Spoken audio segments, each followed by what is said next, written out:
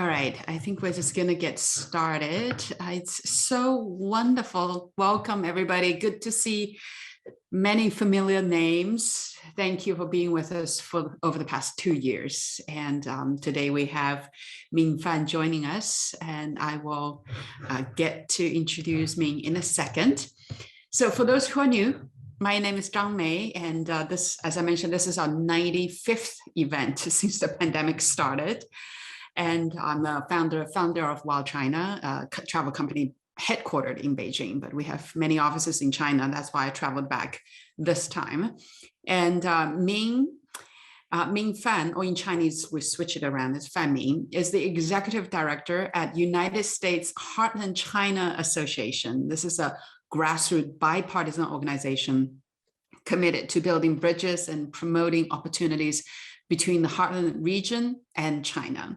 And we both just went back to China. I think Ming went back and traveled to Xi'an and Chengdu, around other areas, let me see, and also Shanghai. Did you go to Shanghai as well? Shanghai, Xi'an, Beijing, and Chengdu, right? And I just came back literally 3 days ago. I still have a little bit of a jet lag, and visited Shanghai, Beijing, Yunnan, Guangdong, and Zhejiang. So lots of traveling around. So we've come together to really share our experiences. Ming is a US citizen, so she traveled on the US passport. I'm a Chinese citizen on the Chinese passport and the Chinese ID card. So there may be some differences there. And also things are changing constantly. So we may have experienced slight differences here and there.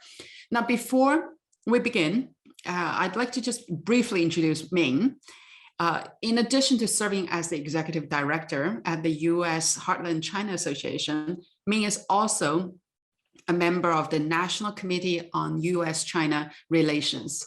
And prior to joining USHCA, Ming had a successful career as an innovative leader in the corporate world and also led nonprofit organizations with a focus on promoting understanding between the US and China. So I would encourage all of you to follow USHCA either on social media or by subscribing to their newsletter. So we'll jump straight in. I know, Ming, thank you for taking the time. And I know you have prepared a PPT, which will guide us through some of these discussions, and then we'll get to the many questions that have been pre-submitted. Or if you have any, feel free to put them in the PPT. With that, let me hand over to you, Ming. Thank you, Zhang. It's such an honor to share our experiences together. So we have a very simple slide deck. First is to really talk about the new reality of traveling to China. Before the trip, all the things that's different or the same, arrival in China and quarantine, and post-quarantine being in China and returning to the US from China. And so I will share my experiences, then hand it back to Zhang. And so before the trip, for me, I'm a US citizen. I have to get a visa. We used to don't even think about it. We have a 10-year visa, you just get your ticket and you zip over. But now you have to get a new visa, and it's actually a lot more difficult. I have friends who are business professional. They have business special visa to go to China.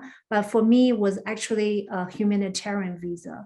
So my mom actually became very ill. I had to, thank you. And she toughed out, and she's fine now. By the time you read about pandemic, think about the impact, I never crossed my mind that I would be, on the receiving end. So when I couldn't get hold of my mom and finally found out she actually is in the emergency room, I almost panicked. It's like, oh my gosh, I have to figure out how to go to China now. Well, I don't even know where to start. Even before we didn't have to think about it. But what was really helpful, again, I live in Colorado, so the consulate that support our state is actually in Chicago. So I immediately contacted the consulate, and they were very helpful. And they basically told me that here are the things you had to fill out, a lot more forms, and there are documentation you had to provide to show that indeed you have a family member that's critically ill. So I had to work with my relatives in China to get hospital documentation. And the one thing that really challenged me was a proof birth certificate, some to show that I am the daughter of my mother, which never before was like, okay, that was your question. So it actually took a bit of gathering to get the data information together. But once I submit them, very quickly, I heard back saying, yes, you will get a visa. And you just send your stuff to this, FedEx it to Chicago, and then, wait for your visa. And one thing I would say that collecting the documentation is very important. Another thing is there is a website you have to fill in a lot of information that gave you a code, then you can proceed. So that will occur throughout the process is there's a technology element that you have to be comfortable with. And then for me, because I didn't have much option, I need to get to China soon. I couldn't pick and choose a time where a ticket is inexpensive. So I have to admit, I bought the most expensive ticket I ever bought. And then it was a coach ticket. And then when I was normally going to China, as Zhang may be able to relate, we packed gifts, all the things. And this time, no, there's no gift because one, I don't know. We were preparing for the quarantine. You might be in quarantine. So my friend told me, okay, if you medication, bring laundry that you can wash and dry quickly since you'll be in quarantine, or some extra food. But yeah, try to pack light if you can, because you don't know what stairs or where you'll be lugging through or going through the processes. The most challenging part is actually pre-flight, the checklist, because I live in Colorado. So you have to pick one of the airports where there's a direct flight to China.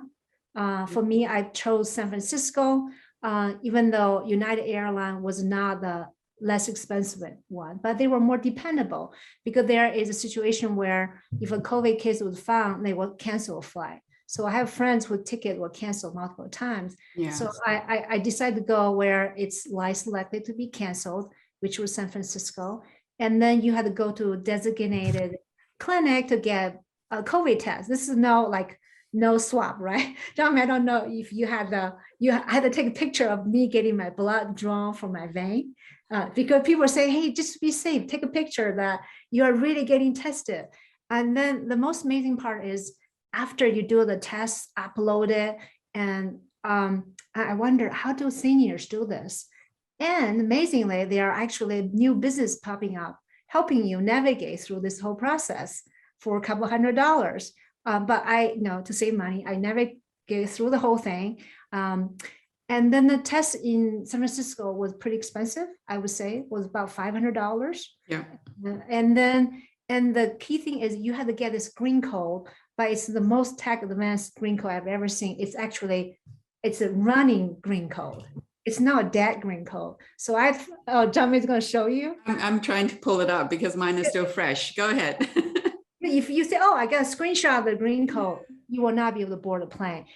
You had to record the green code with this still moving. So it was pretty advanced technology, I would think. And so another thing I realized is, I talked to friends, check the list on the website of the consulate, but still the policy is always changing.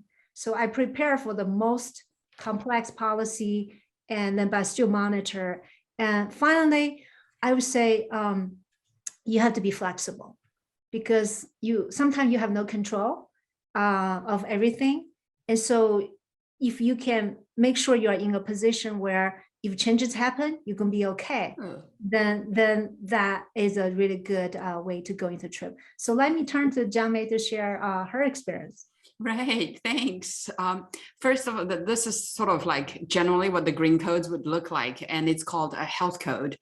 And you start the night before boarding the flight, right? Really stressful in getting this code because you're uploading of your test results multiple times. And I see my friend Zhao Yao is online who was helping me navigating through this. Once you have that in China, you will get comfortable with it. And Jaya just put in the chat box saying these COVID and antibodies tests, although they're expensive, you can actually get reimbursed. I'll try. I never knew that.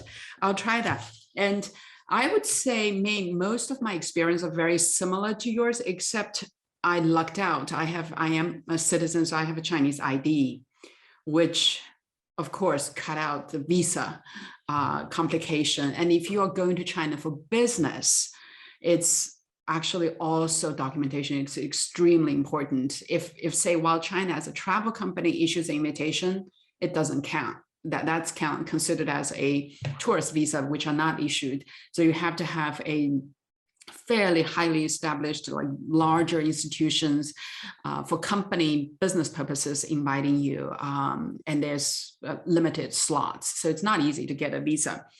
And also, what was I going to say? I also flew SFO to Beijing, to Shanghai. I would say that is probably the easiest landing port in China. Shanghai is much more friendly, and United Airlines is fairly dependable. And I bought economy, but if you have any of the points and status from before, I got upgraded both ways. So that's much more comfortable, and it's worth the money because the ticket itself is quite expensive. And last thing I wanted to add is the taking a picture of you having your blood drawn with your passport. That process has improved. They no longer require those pictures, thankfully. But more or less fairly similar. And I completely agree with Min's points. Being flexible is just tell yourself, do not stress, because it's already a high stress situation. So calm down, be flexible, life will improve. Back to you, Min. Yeah, I'll add one more thing, because when I was getting myself tested in San Francisco, in the same clinic, there were people who were getting retested because their flight had been canceled the week before due to the typhoon. So they were like, okay, our test was invalid. We have to get a new one. But again, nobody can predict typhoon, right? But you just kind of shake it off and move on. Yeah. And I want to say, get the list of designated testing sites from the embassy, email them. That list changes. Right. Oh, yeah. One more thing I'll say, that some of the clinic, they are so efficient. They actually help you organize a WeChat group by the flight. And then you actually meet some of the people you are going to be on the same flight, and they share tips and whatnot. So one thing I realized that it's a very interesting experience when you get an airplane, everyone's got a mask. Some of them have the goggles or the whole PPE. Hazmat suit. Right. So there's very little conversation. But before the flight, if you are in that WeChat group, people actually are very open and sharing. Mm. So there are still, people are connecting, even though we are trying to stay away from each other. Yeah. All right, so the fun part, right in China and quarantine. So just like Zhang Mei, we talked to friends who have traveled. Believe it or not, Zhang Mei, we've known a business leader who invested in a new plant in China from United States, and to attend the grand opening. And he actually, managed a 2-week quarantine and was able to present in person. Wow. At his company's opening in China. And again, working with the consulate, make sure that the right documentation is in place.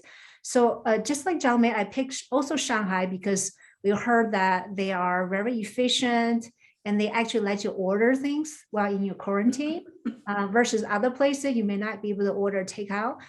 So I was especially lucky because it was like huge suite. It was a big bedroom, big bathroom, and it's open to a courtyard. I could see through my window trees, birds. Actually, one night there were like cats running around. So I felt I was in a mini retreat. Part of the reason because I'm the kind of type who used to actually spend money to go to meditation retreat in the mountains where I don't have to talk to anyone. So my husband jokingly said, hey, you got a meditation retreat, right? Again, the food was sending every day for someone like me, who grew up in a military base, in China, this is kind of pampered. I got food brought into me. I was working on Zoom and I had my daily routine, did my exercise. And when I was in China, it was the Olympics, right? So people say, hey, have you watched this Olympics? Or did you see the American gymnast posing with the Chinese one? That was big news.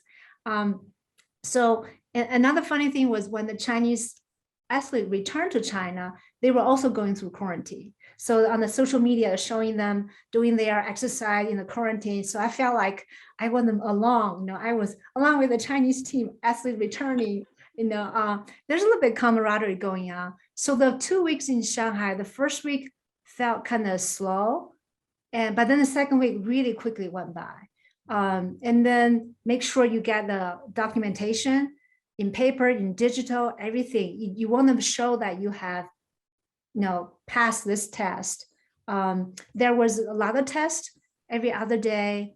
And then it was really interesting because at the beginning, the staff with OPPT protection would knock on the door. Then I'll get the food. I would say, thank you. Then I realized they would just nod.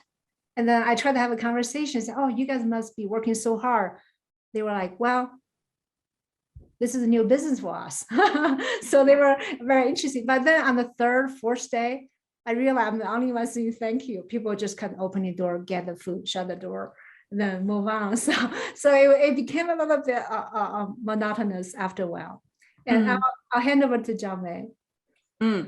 I actually ridiculously produced a short video clip on my Instagram, WildChina May, and it's called 10 Reasons I Found Quarantine Enjoyable. I know, everyone thought I was insane.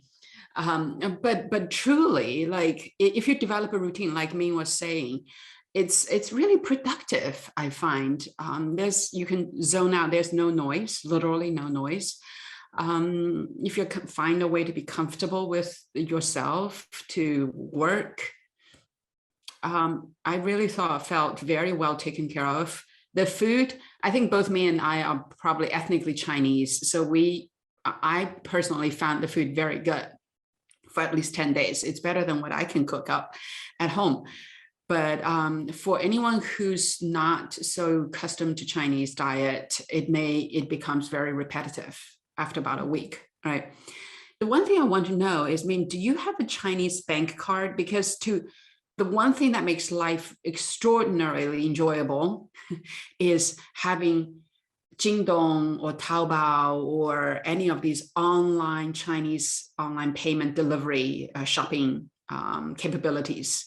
Things come really fast. If I'm hungry if I want a pack of sunflower seeds, I'll order it tonight, it comes tomorrow morning. It is really fast, but you have to have the Chinese payment capability. Did you have any problem with that? No, actually, I didn't have a Chinese payment because one of the reasons, because I don't have a Chinese citizen card. I'm a US passport holder. And in the past, I use WeChat, but my WeChat has no wallet. My wallet, because I don't have any card that's attached to it. So the way actually we forgot to mention, you have to have a phone that works in China that has WeChat on it. And when we were sent to the quarantine room, the staff communicated with us through WeChat. They would say, okay, scan the QR code and then ask any question in that group. Like even when I order stuff from the store, we were only allowed to order stuff from that local store attached near the hotel. And how do you pay? So what I did is I have my Chinese friend transfer me a little bit of money in Hongbao, red pocket envelope. And then I have a little bit in my change and then I'll buy stuff. So when the quarantine, you have to actually pay for yourself, right? So I didn't have enough money. So I have my Chinese friends pay for me. And then later I pay them back. So that's what big hindrance is. If you don't have a payment system, then you have to rely on your friends, which worked for me. So my friends are like, okay, if you, I think it was like a couple $1,000s, right? For the 2 week was maybe 4,000 or 5,000. Mine was like $80 a day, $60 a day. Okay. Yeah, for 14 days. Okay, so you were talking about dollars, right? Yeah. Okay, so yeah, I think I have my friends cover $1,000. for me and then pay it back. One more thing I'll mention is that I was told in Shanghai at the time, when I finished 2-week quarantine, I could roam around freely. And a lot of people did. But I had to go see my mom, who was in Xi'an, which actually brings up the halal food option, because when I went to Xi'an, they had a Muslim option for food. Oh, So I didn't get to enjoy that. And then, so that kind of leads to my second, we will share the additional quarantine. But if you're going to Shanghai after 2 weeks and you're good, nobody in your group is tested positive, then you are free to be out about. yeah. I think the online payment in Chinese WeChat is almost, it's really essential now to enjoy in China. In my entire 6 weeks from landing in China to coming back to United States, I did not go to bank once. I did not touch a banknote or a coin once, not at all. So I don't know, like, how did you manage when you are out of quarantine? How did you get money? How do you pay for So you? again, my Chinese friends were a lot smarter than me. They said, oh, there is a 亲属卡, relative card. One of my friends actually had me tie my WeChat account to his card. And then I was spending money from his card, and I'll pay him back, right? But you're right, from buying ticket for the train to food, buses, you need that payment system. So I think, again, for me, I didn't have a digital wallet. I didn't have a card tied to it, but I had a friend who's willing to tie my account to his card. And then I was able to actually spend, borrow from my friend while I was on that trip. That's quite a friend. Oh, Not everybody will have a friend who will give you a credit card access. Yeah. The truth is, we haven't really encountered such level of digital payment before. WildChina takes care of tons of clients prior to COVID, but now it's gone a completely 100% digital. So I guess we'll figure it out when travel restarts. But right now in China, it's really rare to see money. Yeah. I think, Zhang Mei, if WildChina, again, if you have a client and then you have a card, right, it's almost running a tab. Yeah. Right? Then actually, my friend did set me a daily limit. So then I'll be like, okay, I ran over the minute. Can you bump up the limit? Felt like I was a teenager again, right? Asking my parents to up my limit. But you're right. One thing that was really funny was that in Shanghai, I think before I left, I met with an older friend for lunch. So him being senior, I really need to pay for the nice dim sum. And it was actually delicious dim sum. And I didn't have hardly any money left. I didn't want to ask my friend to up the limit. So I took out cash, Chinese, and everyone's like, oh my gosh, I haven't seen Chinese currency in 3 years. Actually, people gathered around me, say, hey, this weird lady's got cash. And but it was really funny because they actually took it because I didn't have enough. And then I didn't want my older friend to pay. Yeah. Last point on this is because in the last a couple of years, there was a new mint, a new batch of banknotes that came out. Most Chinese people have not seen these new banknotes. I haven't personally. And so when you're presented one, you're like, what sort of money is that? And so it's a very strange thing. So cashless.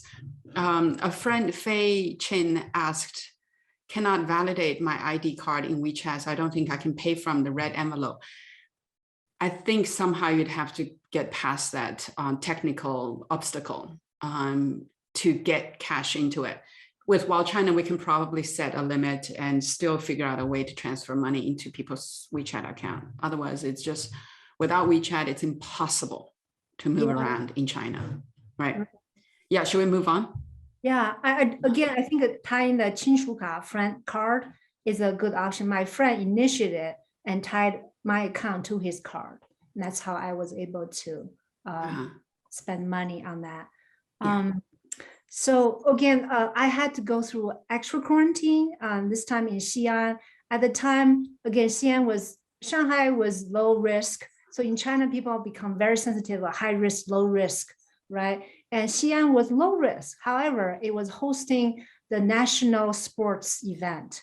And leader, I think President Xi Jinping later visited. So the local government were very strict about clamping down on any incoming potential travelers, which is actually Xi'an right now is in shutdown, as you know. So I actually just talked to my family. They were telling me they got 10 pounds of vegetable from the government. They're trying to eat through them. But at the time when I got to Xi'an, I again was interesting because we arrived really late. When I got really late there, we went to a hotel. Looks like it was like closed. So I was like, okay, is this hotel open? They said, yeah, we intentionally make it look like closed, so people don't think this is a hotel, walk in. And so it was in the middle of the night, and I got out of the bus, and then police showed up, surrounded me. And so they want to make sure nobody ran into me while I was going into the hotel because I'm a risk factor. But it was just funny because in the middle of the night, right, I was like, they take it very seriously. But one thing that really changed my perspective was I remember one of the being shuttled around, one person said, "Thank you for what you do to keep us safe." Then I was like, "Oh, you're welcome." But again, in Xi'an, it was a little bit difficult because I didn't have that beautiful yard I was looking at. This is my view. And then, and also I was very close to home. My mom, the situation I was in, I was getting really stressed out. So I actually, this is a picture my daughter drew. I said, "Hey daughter, this is the view out my window." She drew all the clouds and she said, "Hey mom, the sun will be around." So it was really helpful to stay connected with family, even though you're in a room. It's really funny in the Zoom world that we have a different universe we're connected to, even though physically you are kind of limited. So another thing in Xi'an, the food was phenomenal. I had the shaozi mian. They had, you can see hui cai. They really they brought so much food. I talked to them about, "Hey, can you give me less food?" Basically they said, "No, everyone get the same. So if you can't finish it, just leave outside the door." And then they had the Muslim option, right? If you're a Muslim, and then you can tell them, and there'll be different food offered to you. So again, I had another week in the quarantine hotel in Xi'an. Then I was able to go home, stay home for a week. Again, the neighborhood came and put the tape on our door, but our maid was able to come every day, kind of put in food and shopping stuff for me. Again, every neighborhood apparently is different. But for me at that time, it was luckily my mom was discharged from the hospital. So I had a really good mother-daughter bonding time, just taking care of her. She actually was happy. I wasn't running around. I was around 24/7 for a change. So that was my additional quarantine. Yeah, so in China, they have these, you get used to these terms. They would say 14 plus 7 or 14 plus 14. So you basically had what 14 plus 14, right? Except it's plus 7. Yeah, 7/7 they call 7/7, right? And when they say that plus is the level of strictness changes, right? So I got very lucky compared to you because I did 2 weeks. The 14 is centralized, monitored every day, temperature taken every day, not one step out, in a centralized facility that we both went through. And after that, in Shanghai, I was able to move into the +7, for which I could book my own hotel. And I booked to the Shanghai Portman Ritz-Carlton, looking forward to the gym, swim and all that. You check in, they say no. When you are in the +7, you cannot use the public facility in the hotel, but they were nice enough to tell me all the bars and restaurants outside are open. So I was practically moving around as free as anybody in the 3rd week. So that was pretty nice, except I still couldn't use the gym or the pool at the hotel. Yeah, it sounds like your Xi'an is much more strict, and I feel so sorry for those people who are in Xi'an right now, which is under much more strict lockdown. Yeah. Yes, yes. Mm. One thing I have to mention when I talk to my friends in Xi'an, they all seem to be okay. I Good. mentioned my mom saying, "Oh yeah, we're gonna eat through the cabbage, the carrots, and the eggplant, cucumber the government gave us." And then other friends are with kids. They seem to be spending quality family time. But again, there are also people under stress and borrowing money because their business shut down. So you get a sense of some people just coasting through it, other people hanging there. Mm. It's one of the very impressive thing during these 2 weeks of quarantine is how rigorous and systematic everything is run. Like the system runs like a clock. Like every point of time, there's someone checking up on you. It's really very tightly run. And in fact, there was a funny line. Someone said, China is treating COVID as if it were as bad as in the US. And US was treating COVID as lightly as if it were China. Sort of in a funny way to put it. But the workers there are very dedicated and they work impressively well. Okay, so.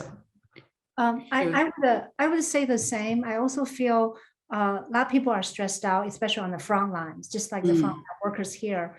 I remember waiting to be assigned to the hotel in Xi'an, and you see all the people with PPE, you don't really see them.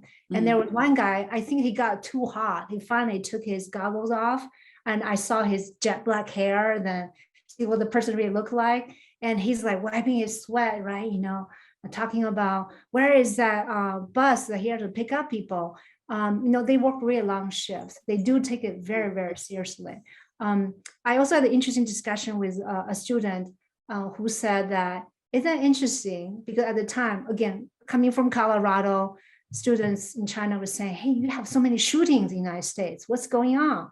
So we had interesting discussion how in China, people feel safe because the government takes care of the guns and COVID. And then they, in exchange for other things. And by the United States, we have to fend for ourselves on the gun problem or COVID.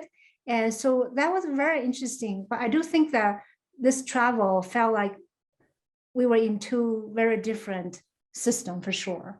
Right. Yeah. But people find the peace and life goes on, as I capture in some of the picture I have here. So what I'm sharing first is that once you get out of quarantine, it's actually really pretty cool, right? You see, wow, people are doing Tai Chi and the nun in the Muslim alley, people are selling them, buying them. And there are a couple sitting by the lake, enjoying the weekends. All if you have all the right technology codes, right?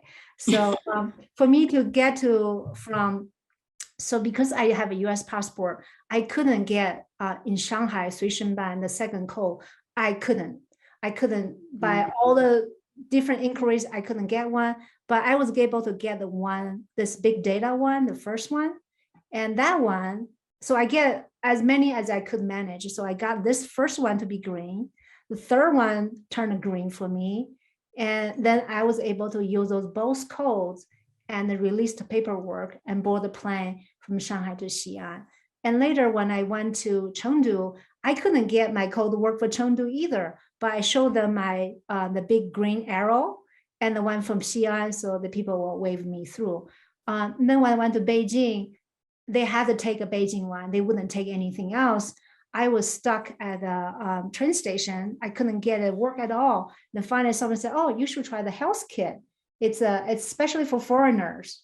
And then if you use the Beijing 健康宝 Chinese version, you can't get through. So I use a health kit, and then I got the right green code. I was able to board the bullet train, the train to Beijing. And again, once you get through that, it's amazingly how life seemed normal in many, many corners. So that's just one thing about make sure that you have a phone that's WeChat enabled, that you can work with the apps. Another thing is because I'm a US passport holder, and sometimes when I check in hotels or go other places, I don't have a 身份证 citizen card, so I had to go to special menu processing. And actually, it was helpful. Sometimes the lines are very short because they're for seniors and pregnant women or foreigners who are stuck. So actually, I always go to the shorter line, and with all the codes I have available, I was able to get through from city to city. Yeah.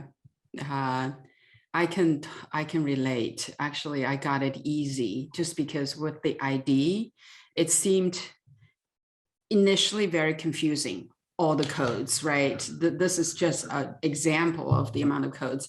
But one way to understand it is taking a step back is there are 2 codes to get to, there are only actually 3 codes, really. One is the customs code when you go in and out of the country. It's like a custom report code that you only use for entering and getting out, right? And then when you are in the country, there are only 2 other codes that you use. One is this big green arrow, the first one. It's called the itinerary code. It shows where you came from. And so if you've been through a high risk area, it shows on your phone. And so that doesn't say if you have a green health currently. It doesn't tell about your personal health situation. And then this second code is the health code. Now the health code, the reason there are many examples here that Ming had a problem with was each city has their own version of it. And you're always required to show for the city you're in. And if you're taking a flight or train, you're also required to show for the destination you are going. And sometimes it's a bit challenging to navigate that health code. But, like Ming was saying, she was able to navigate with various ways. There are 2 questions here. One is the masks. I just used a cloth mask on the flight. What about you? I actually bought a 95. So I'm being very careful, but you're right. When I was in China, I was chuckling behind that mask because, in the city is 5 million with no cases. Why am I wearing a 95? But people are very, very good about wearing masks.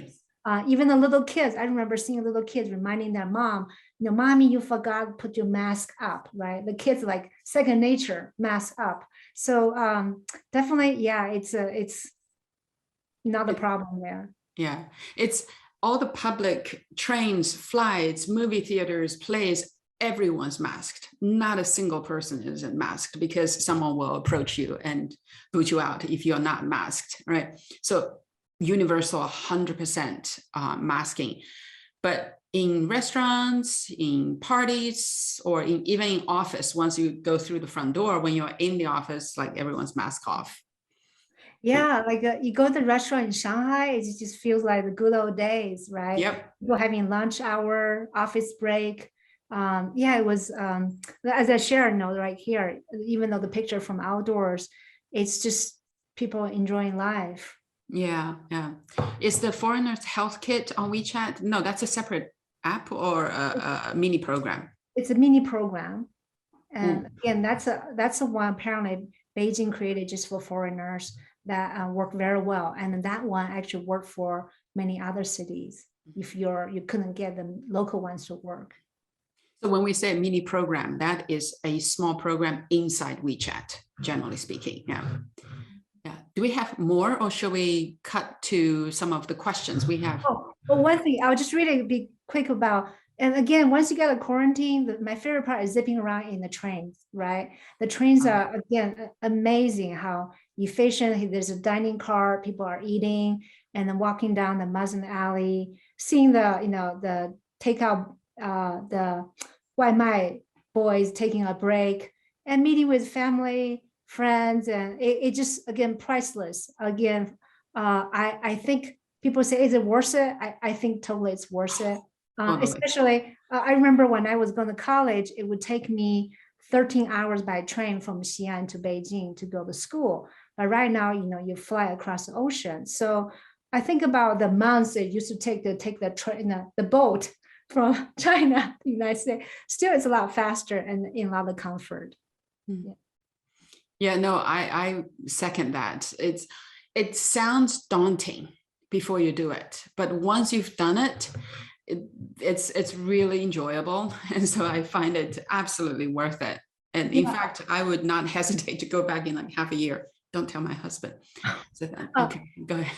In fact, you may notice the crowd is actually not that busy. I have friends in China who I could take advantage of special promotion. They are actually traveling all around China. Yeah. Because the hotel is cheaper, crowd is smaller, and nature is less populated.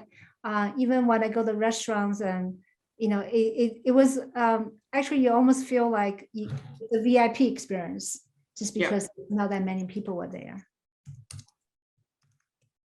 So just answering one question in the chat box. Yes, finish all your 14+7 in Shanghai. Then you're free to go everywhere. You're like considered, you've qualified for the country. Even other destinations, 14+7+7. When you get there, you don't need to do another 7. So you are done. Do it there. Yeah. Returning to US. And it's a piece of cake, right? I think, again, there are the tests required. At the time I was returning, it was 48 hours before.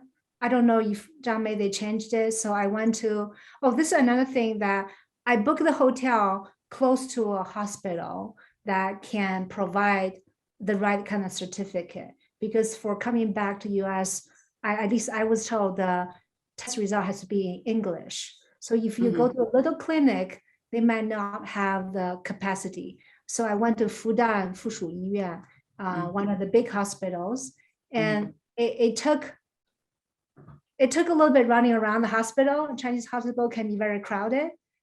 So I actually made sure I get to Shanghai with extra time, so I can get my test in a good hospital and make sure they gave me the English version. And then, I was ready to, come back. Okay, on that one, it's actually simpler now in my experience. I just went to the same hospital behind the Portman. It's like 5 minutes walk from the Ritz-Carlton. It's one of the local regional hospitals. There are many in Shanghai, and they all do testing 24 hours a day. There's a specific outdoor place you go. You can pick up your test result from an ATM. They give you a card, you check out whenever you are free, like 3 o'clock in the morning, you can go and run your card through the machine, like picking up cash, like an ATM, literally. And then it prints out your report in English. I think you definitely were lucky, because when I went to the hospital, I didn't have a Chinese ID card. So I had to, because if you have ID card, you put it on there, right? You finish the paperwork. And I didn't have ID card. So as a foreign passport holder, you have to go to the hospital registration to get yourself a hospital ID and put money in it. Then you can go through everything and use that to pull your report out. So that's another thing, is if you're a foreign passport holder without Chinese ID, some of the ATM machine might not work with you. You have to get a temporary. I still have my Fudan Hospital ID card. So just a little more, again, give yourself buffer time and give yourself time for things that may not work out the first time. You know what conclusion I'm getting out of this conversation is, if you don't have a Chinese passport ID card, you have to travel with WildChina. Just a joke. Okay, back to you, Min. Yeah, again, coming back was easy. And I still remember my friend said, okay, you be careful. You're going to a pandemic disaster zone. So protect yourself. And then they are really worried. Still today, they would say, oh, wow, you have 3,000 cases in Colorado. Be safe. So again, the reality is, the attitude reality is very different. But coming back was, piece of cake, right? There's no quarantine, and we just coming back from one of the safest COVID country, I would say, and then just protect yourself. Yeah, yeah. The last question in the chat box there, those regulations, whether to get 7 days or not, things change so fast. Check with the consulate that you are working with. It's updated often, very often, so we wouldn't know the set answer. Okay. Thank you. I hope that's helpful for everyone. We do have a list of questions pre-submitted. Let's just run through some of them. We hope to get through. One is from Christopher Summers. Do you see it getting easier to travel in the summer of 2022 with an American vaccine plus booster? You want to take that, or? I think I'm not optimistic for the summer, just because we, with what's happening with Omicron, right? Yeah. You see CM being shut down. This is still very taken super seriously. So I think it's a huge liability for any governmental officials to welcome foreign travelers. So I'm not too optimistic for the summer. I second that. Yeah, and Helen Ko asked, when is China opening the border? Your take? I think it's not totally shut down. As I mentioned, I have been back for family reason. Chinese passport holders can choose to go back, just navigate new process. I've known American business friends who have made it back. So if you want to go, there is a way. It's just need to invest in extra time and effort to navigate through the process. But again, in the kind of easy going, get your visa, buy your ticket, head over. I would say right now, travel used to be a leisure. You don't even think about it. But right now, travel is, if you're passionate about it, if it's really meaningful, you will still go through it. But it's not. So again, for those people, travel has a special meaning. I think there are still ways to get to China, even with the pandemic going on. Yeah. David Wong asked, what about returning to China from Canada? Do you know, is there a major difference? I don't know personally. Yeah. Yeah, okay. All right. Terry Clancy says, my wife and I were in China during SARS traveling for tea, Yixing to Yunnan by car instead of plane. Yeah, no, this time it's very different. SARS only lasted half a year or less. This is going to, I would say 2022, probably it'll go on for a while. Yeah. Yeah. And Angela Chen says, thank you. And this is Heloise Merrill asked, please also share your experience interning to the US, which we just did. Iris Yao, is it worth it? We both say yes, right. And Josephine asks, if traveler gets COVID while traveling, what to do? It's a good question. Couple things. One, when I was kind of answering our earlier question, when I was in Xi'an, one of my fellow quarantiner actually traveled from Germany to Xi'an, and he actually had to go through 2-week quarantine in Germany before he could board a flight from Germany to China. So that's one thing that, as you said, every country will be different. So definitely check with the Canadian situation. What's the question again? Sorry, I was. What if you actually get COVID while on the ground? So I actually was fortunate to go to Tsinghua University and met with some of the Schwarzman Scholar students who actually just arrived there. And one of the students told me that one of the fellow passenger he sat next to was tested positive upon arrival. So they all had to go through another extra, more serious quarantine. So the person was hospitalized and taken care of and discharged after, again, the whole airplane got impacted. But that person was definitely, they do take it seriously, take you to the hospital, make sure you are treated and everything. Yeah. And just I had to transfer my quarantine hotel once because I was occupying a space that they couldn't afford to give me. So anyway, they wanted to transfer me, and they sent an ambulance just for myself, just for one person, entire ambulance with sirens. I don't think he turned the sirens on, but we were definitely running the red lights. So yes, they take it very, very seriously, and you would be going through all the treatment as in China. Yeah, I would say. Okay, Richard Xie says, how much will the current Sino-American relations impact US travel to China after the pandemic? Well, I'll turn to you.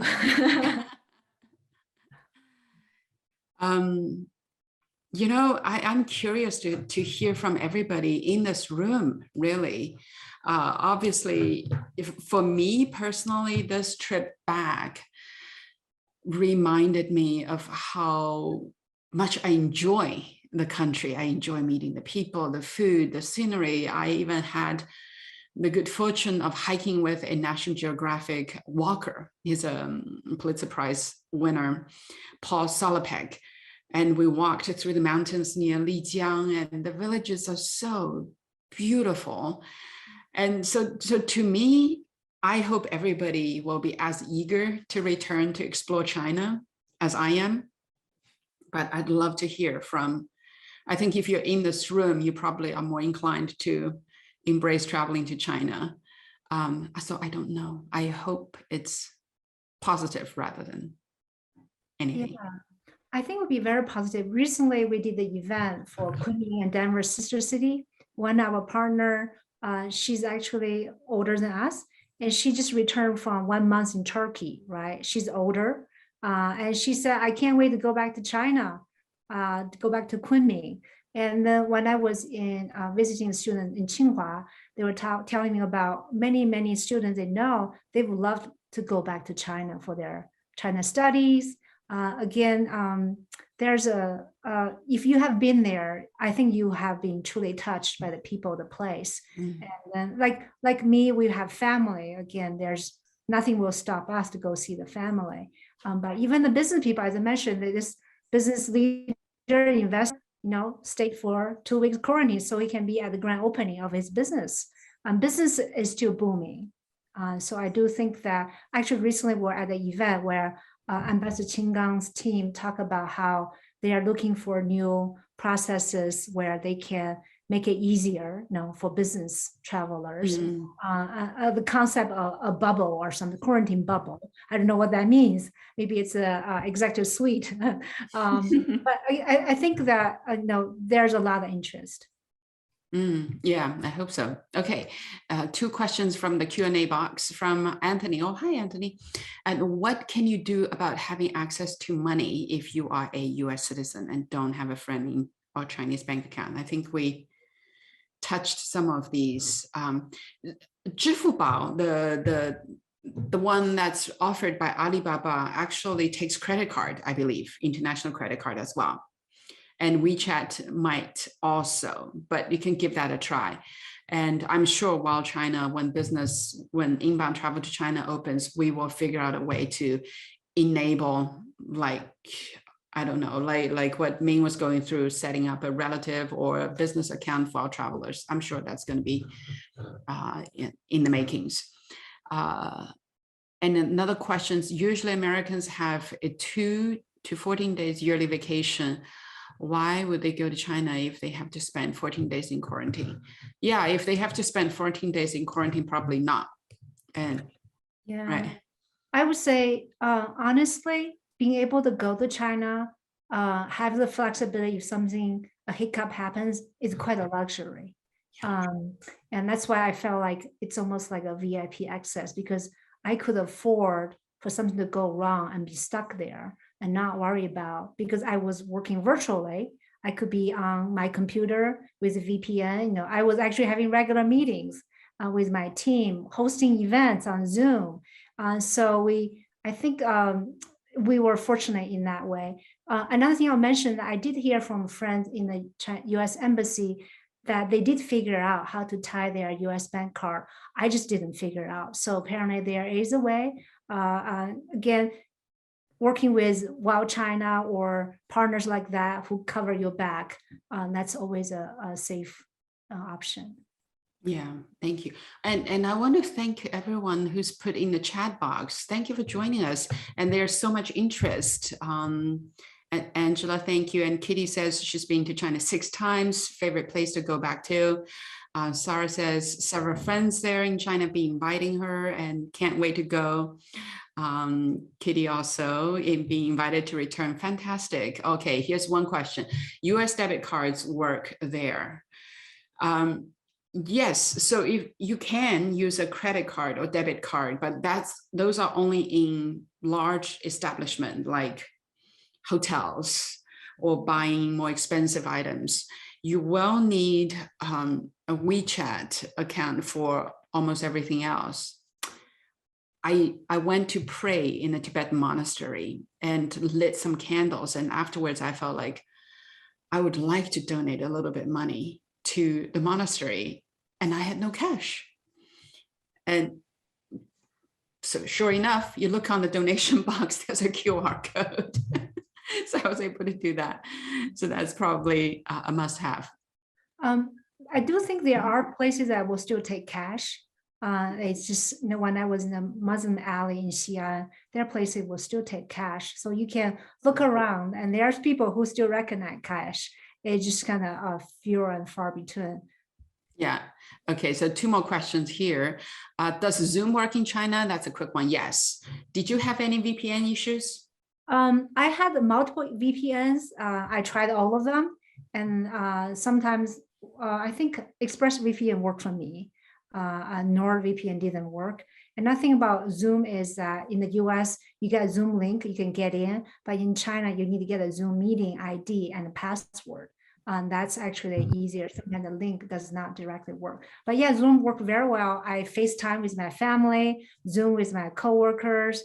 It didn't have much a problem at all. Yeah, I just put another one there. It's called Shadow Rocket. That also worked fine.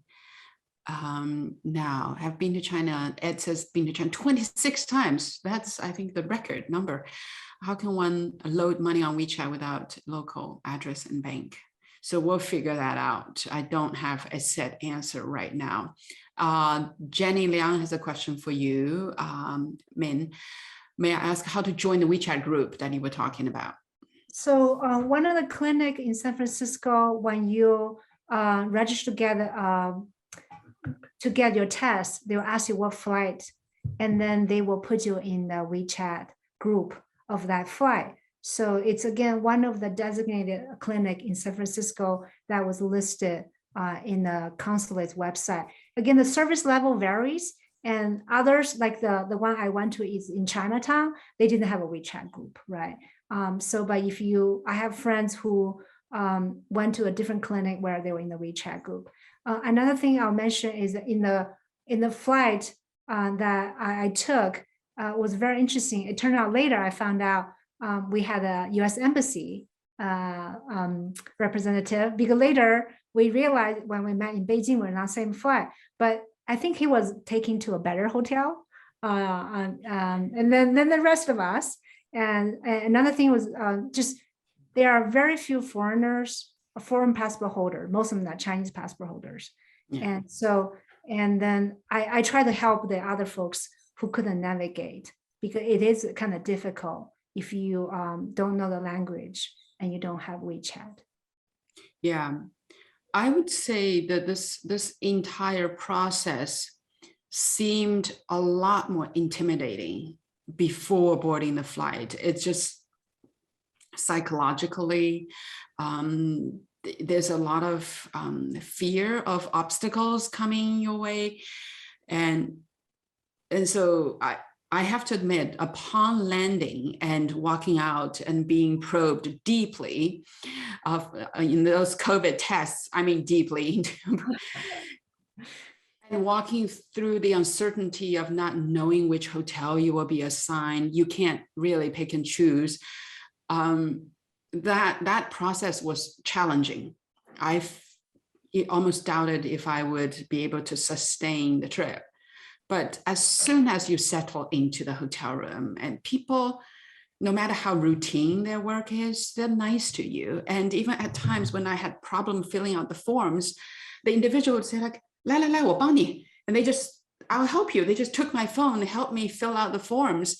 There's this, the beauty, the kindness of people still sort of somehow shine through all the paperwork and stuff and make it worthwhile.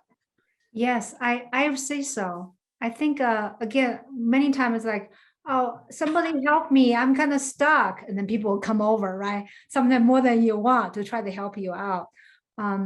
Another thing I'll mention is this actually, if you are OCD, like plan everything, control everything, this is not right attitude. If you just like, okay, go with the flow.